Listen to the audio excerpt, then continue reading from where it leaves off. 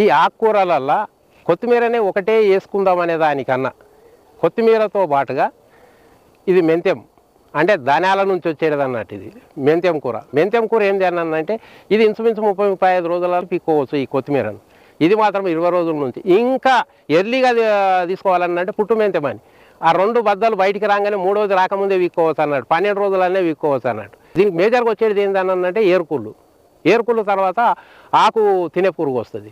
ఈ ఆకు తినేదానికైనా ఏరుకుళ్ళకైనా ఈ ఫంగస్ బాగా పనిచేస్తాయి. అట్లాంటివి వాడుకొని ఇది వండించుకుంటే మాత్రం 20-22 రోజులనే అంటే పెద్దది చేసి మనం పెద్ద కూర చేసి అమ్ముకుందామన్నంటే 20-22 రోజులు, పుట్టు మెంతమే తీసుకోవాలంటే 10-13 రోజులన్నీ ఇది మన చేతికి వస్తుంది. కాబట్టి ఇది చాలా ఈజీ పని. కాకపోతే ఏంటంటే మొదటి నుంచే జాగ్రత్త పడాలి.